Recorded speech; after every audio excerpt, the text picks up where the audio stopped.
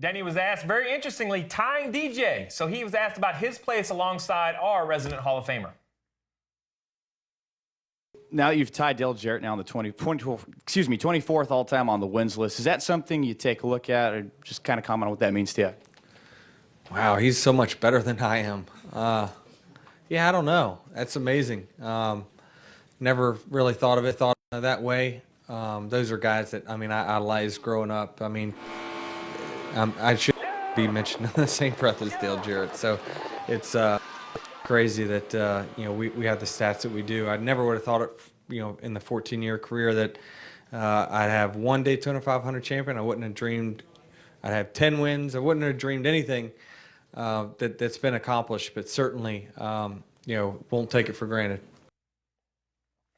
Well, that's very nice, and I appreciate the words, but this, I don't think sometimes we either don't give him enough credit or forget just how good Denny Hamlin really is. And I'm not saying this because of what he just said about me. I appreciate that. But let's think of all the big races, different types of racetracks that Denny Hamlin has won at. That's a true, yeah, he doesn't have that Cup Championship trophy yet. He'll get that, I believe. But he's won, you talk about Darlington, Pocono, 2 Daytona 500s, all of these races, road courses, short tracks that he's dominated. He's just won at every type. He's just so very talented, but he's really, really good at these places. And he talked about studying and understanding what he needs to do. If he's going to do that on top of that, I thought he just studied his golf swing. I didn't realize he's studying the restarts of these races, too. I mean, I will say, from my time on top of the pit box, Denny goes into that list of drivers you don't want to battle against. I mean, it's a lengthier list, but you have your Kevin Harvicks, Kyle Busch, Jimmy Johnson, Denny Hamlin. Those four really come to mind.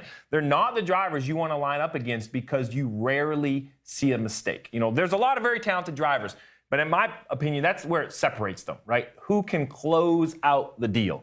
It's a lot like golfers. You mentioned golfers, right? A lot of guys can lead the first 3 rounds. Who can lead on Sunday when it matters? Denny Hamlin, he's that big moment guy, whether it's Darlington. I mean, you mentioned the big races. I mean, his resume is very impressive.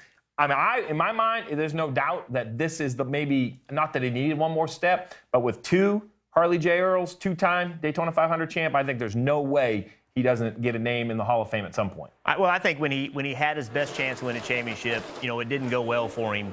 And a lot of people, you said, well, he folded or whatever. You know, listen, I think that's not fair. I think when you put yourself in position, things happen and they don't happen.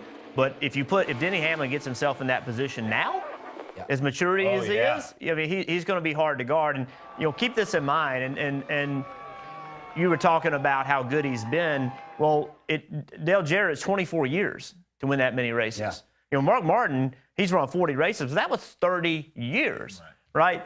15 years. This is his 15th year, and he has that many wins. So he's done it quickly, and he is a premier driver. And you're exactly right. He flies under the cover a little bit. We don't put him in that category, but his numbers say otherwise. Yeah. I think people have taken that 1 year that things didn't go good for him at Phoenix and then at Homestead it didn't go his way.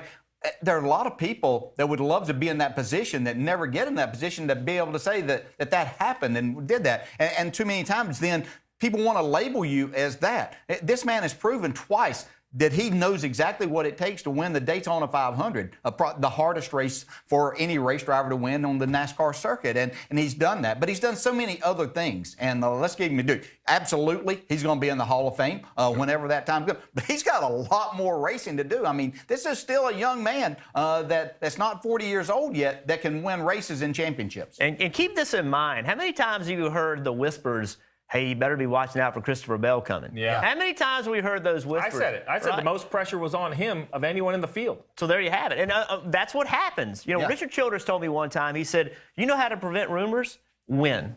Yeah. If you're winning, there's no rumors. And that's what happens. When you don't win, you know, you all of a sudden, you're going to lose your ride. You're going to lose your sponsor. This guy's going to replace you, especially when you get to a certain age. People, oh, he's old, he can't drive anymore, right? That's what they always say. So as long as you're winning, all those rumors, what the rumors then are, I heard he signed a new contract. Yeah, right. Well, I heard this guy wants to hire him rather than you going to lose your ride. And Denny Hamlin, first race of the year, kind of went, yeah, y'all might want to hold yourself on that. I still have winning left in me.